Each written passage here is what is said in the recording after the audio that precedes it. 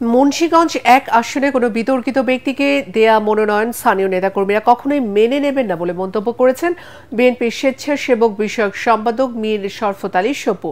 শ্রীনগর স্টেডিয়ামে আয়োজিত এক জনসভায় তিনি বলেন, তারেক রহমান বলেছেন জনগণ যাতে নেতা বলবে সেই মনোনয়ন পাবে, তাই গ্রহণযোগ্যতা না থাকা কোনো বিতর্কিত ব্যক্তি মনোনয়ন পেতে পারে না। মুন্সিগঞ্জ এক আসনে বিএনপি মনোনয়ন পুনর্বিবেচনার দাবিতে জনসভায় 2 মনোনয়ন প্রত্যাশী শ্রীনগর উপজেলা বিএনপির সাবেক সভাপতি মমিন আলী ও ঢাকা মহানগর দক্ষিণ বিএনপি যুগ্ম আহ্বায়ক ফরহাদ হোসেন দলীয় সিদ্ধান্ত পুনর্বিবেচনার আহ্বান জানান।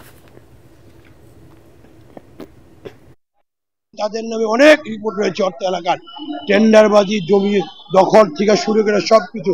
সেই জন্য এই অর্থ এলাকার আমাদের নেতা কর্মীরা সবাই বিক্ষুব্ধ। অবিলম্বে এই মনোনয়ন, যে খসড়া মনোনয়ন, এটা বাতিল করতে হবে এবং জনগণ যাকে চায় তাকে আপনারা নমিনেশন দেন।